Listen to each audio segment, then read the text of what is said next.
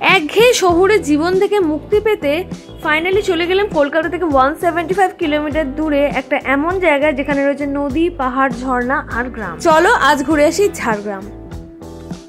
Howrah station থেকে সকাল 6:20 Janshatabdi express ধরে আমরা শুরু করলাম আমাদের জার্নি। ট্রেন কিন্তু যথাসময়ে ছেড়ে দিয়েছিল। 8 জন বন্ধুদের টিম মিলে বেশ মজা করতে করতে আমরা গেলাম। বাই দ্য ওয়ে, এই পুরো ট্রিপটাতে আমার খরচ হচ্ছে মাত্র 800 টাকা। শুনে বিশ্বাস না হলেও আমি কিন্তু ভিডিওটাতে পুরো কস্ট সমস্ত কিছু দেখিয়ে দেবো। ট্রেনের ফেয়ার ছিল প্রত্যেকের মাথা পিছু 115 টাকা। আর এই জনশতাব্দী এক্সপ্রেসে আমাদের জার্নিও কিন্তু ভালোই কমফোর্টেবল ছিল। ট্রেন অন টাইম ছিল অ্যান্ড স্পিডও ভালো ছিল। And luckily we reach there on time. মাত্র 2.5 ঘন্টার মধ্যে আমরা পৌঁছে গেছিলাম ঝাড়গ্রাম স্টেশনে।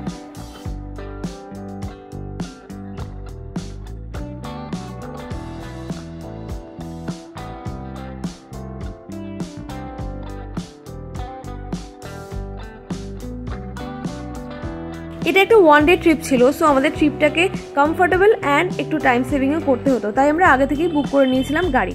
আমাদের টিমে মেম্বার ছিল 8 জন, সো 8 সিটার একটা গাড়ি, আর এটার কস্ট পড়েছিল 3500 টাকা।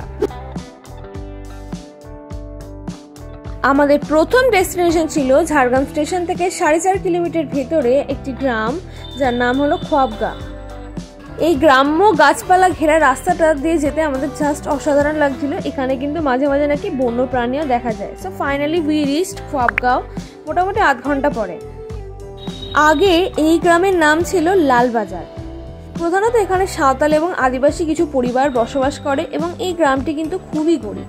কলকাতার এক বিশিষ্ট শিল্পী এই গ্রামে আসেন এবং সেখানে এসে তিনি এই গ্রামটাকে এরকম নিজের আর্টের মাধ্যমে ইউনিক বানিয়ে তোলেন এবং এই গ্রামের নামকরণ করেন খোয়াবগা।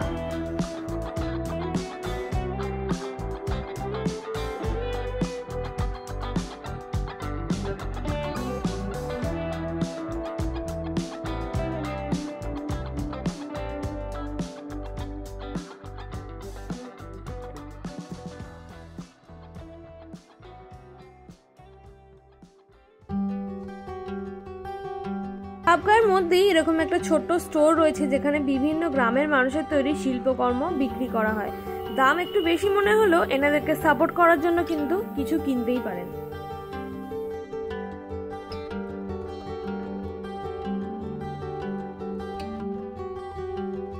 আগেই বলেছি সময় কম, তাই একটা স্পটে আমরা 15-20 মিনিটের বেশি টাইম দিচ্ছিলাম না। যাই হোক, এরপর 10টা বেজে গেছিল আর ছিল আমাদের ব্রেকফাস্ট করার পালা। আমাদের ড্রাইভার আমাদেরকে এই হোটেলটা রেকমেন্ড করেছিল, যার নাম ছিল আশীর্বাদ হোটেল। আমি কোনোভাবেই ব্রেকফাস্টের জন্য এই হোটেলটা রেকমেন্ড করব না। আমি বলবো আপনারা অন্য কোনো হোটেলে যান। এখানে বাইরের লোক দেখলে দাম অনেক বেশি নেওয়া হয় এবং খাবারের গুণগত মানও কিন্তু আমার সেরকম ভালো লাগেনি। ব্রেকফাস্ট সেরে আমরা রওনা দিলাম আমাদের দ্বিতীয় উদ্দেশ্য, সেটা হলো বেলপাহাড়ি। বেলপাহাড়ির মধ্যে আমরা আজকে কভার করব দুটো খুব সুন্দর সুন্দর জায়গা। ঝাড়গ্রাম এবং বেলপাহাড়ি একদিনের ট্রিপে কভার করা প্রায় অসম্ভব, তবুও আমরা চেষ্টা করেছি এখানের বেশ সুন্দর সুন্দর কিছু স্পেশাল কিছু 5-6টা জায়গা কভার করার আজকের ওয়ান ডে ট্রিপে।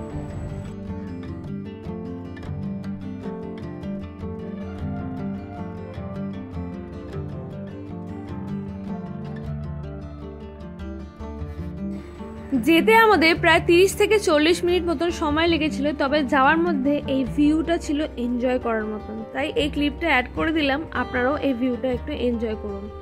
চারিদিকে কাশফুল, আকাশে পেঁজা তুলো জানান দিচ্ছিল যে সামনেই দুর্গাপুজো এসে গিয়েছে।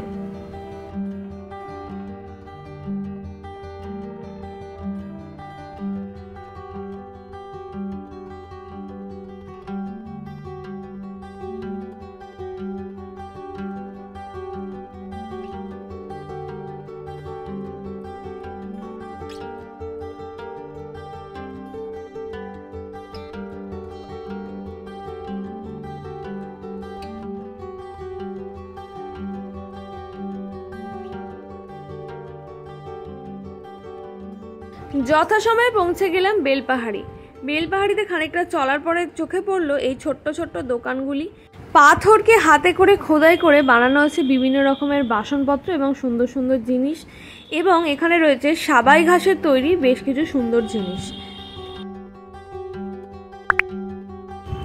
কিছুক্ষণ জিনিসপত্র দেখার পরে আমরা ফাইনালি রওনা দিলাম আমাদের উদ্দেশ্যের প্রতি, সেটা হলো ধাঙ্গি কুসুম ওয়াটারফল। ধাঙ্গি কুসুম ওয়াটারফলে যাওয়ার পথটা কিন্তু একটু দুর্গম, আমাদেরকে প্রায় 20-25 মিনিট মতন ট্রেকিং করে যেতে হয়েছিল। এই রাস্তাটা কিন্তু একটু রিস্কি, তাই খুব সাবধানে যাওয়াটা আবশ্যক এবং প্রপার জুতো, ছাতা এবং জল ক্যারি করাটা খুবই ইম্পর্টেন্ট।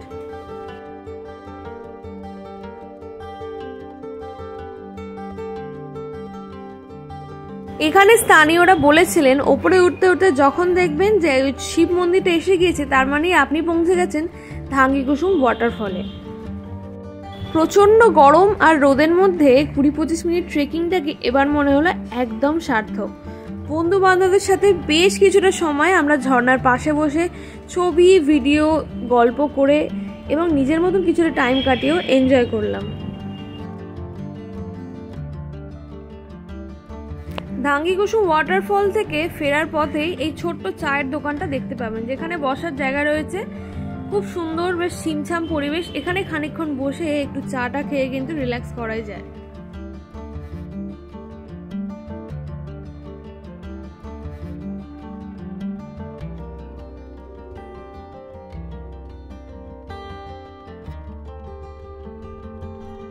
এরপর চললাম বেলপাহাড়িরই আরো একটা অপূর্ব সুন্দর জায়গা ঘাগরা ওয়াটারফলসে।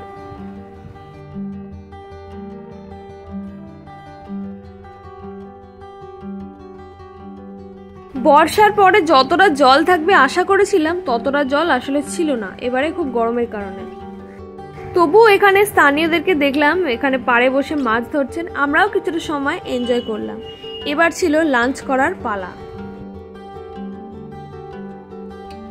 আমি নিয়েছিলাম ভেজ থালি। প্রথমে এরকম সুন্দরভাবে শাল পাতার ওপর খাবার পরিবেশন করা হয়েছিল, আর সাথে কিন্তু অনেক রকমের আইটেম ছিল, যেমন শাক, কাঁকরোল ভাজা, ডাল, পোস্ত, ফুলকপির তরকারি, বাঁধাকপির তরকারি, চাটনি, পাঁপড়। মাত্র 100 টাকায় এতগুলো আইটেম।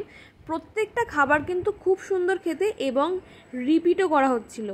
হোটেল অভিনন্দনে আপনারা যদি যান তাহলে অবশ্যই ওখানে লাঞ্চ করুন। খাওয়া দাওয়া মিটিয়ে চললাম পরবর্তী গন্তব্যে, চিল্কিগড় রাজবাড়ি। রাজবাড়ি বলা ভুল, বড়জোর পড়ে আছে কিছু প্রাচীন ভগ্নস্তূপ। প্রায় 300 বছর পুরনো জামবনের সামন্ত রাজা গোপীনাথ সামন্ত এই চিল্কিগড় রাজবাড়ি এবং কনক দুর্গা বাড়ি এই দুটির প্রতিষ্ঠা করেন। মুঘল ও ব্রিটিশদের ধাঁচে গড়ে তোলা এই বিল্ডিং এর মধ্যে দেখা যায় কিন্তু কিছু বাংলা রীতির কাজও। এই রাজপ্রাসাদের মধ্যে 3টি মন্দির আছে, তবে মন্দির 3টির অবস্থা খুব একটা ভালো নয়। আগে এখানে প্রবেশ করা যেত, তবে এখন পুরোপুরিভাবে প্রবেশ এখানে নিষিদ্ধ। এর উল্টো দিকের একটি বিল্ডিং এ এখনো বসবাস করেন রাজার বংশধররা, তবে সেখানে প্রবেশ পুরোপুরিভাবেই নিষিদ্ধ।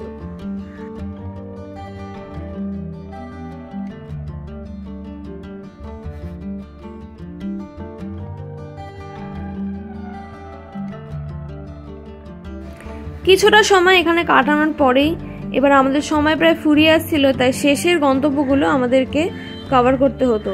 তো আমরা চললাম কনক দুর্গা রাজবাড়ির দিকে। চলতে চলতে হঠাৎ করে এই নদীটা দেখে আমরা থমকে দাঁড়ালাম।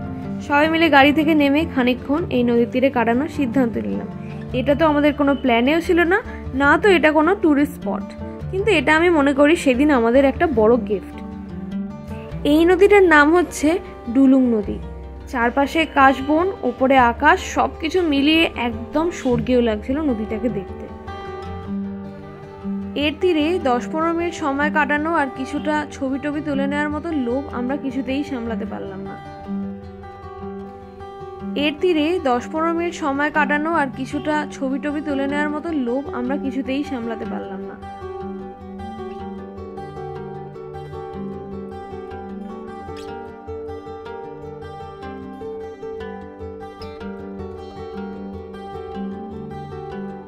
300 বছর আগে গোপীনাথ সামন্ত এই মন্দির তৈরি করলো, এর পাশে তৈরি হয়েছে এখন নতুন মন্দির।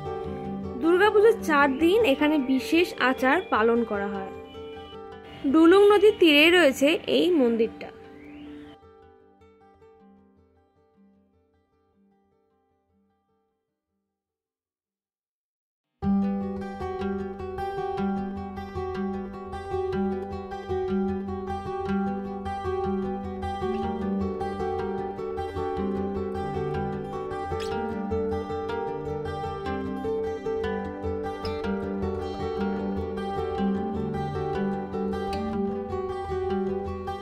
মন্দিরের পিছনে গিয়ে খানিকক্ষণ ডুরুং নদীর তীর থেকে ঘুরে এলাম। জল যে বিশেষ ছিল তা নয়, তবে দেখতে লাগছিল অপূর্ব সুন্দর। আগে নাকি শোনা যায় এখানে বলির প্রথা ছিল, আর সেই বলির রক্ত এসে মিলতো ডুরুং নদীর জলে। তবে বর্তমানে প্রথা পরিবর্তিত হয়ে চালু হয়েছে মোষ বলি। দুর্গাপুজোর সময় এখানে প্রসাদে থাকে হাঁসের ডিম, মাছ পোড়া, পাঁঠার মাংস ইত্যাদি। এই মন্দিরে একটা মজার ব্যাপার হলো এখানে প্রচুর পরিমাণে হনুমান থাকে এবং তারা কিন্তু মানুষের ওয়ালেট, ফোন টোন সমস্ত দরকারি জিনিস নিয়ে পালিয়ে যেতে পারে। সো এখানে একটু সতর্কভাবে হাঁটাচলা করতে হবে ছবি বা ভিডিও নেওয়ার সময়। মায়ের পুরো মূর্তিটি কিন্তু এখানে সোনার তৈরি এবং উচ্চতায় প্রায় 2 ফুট।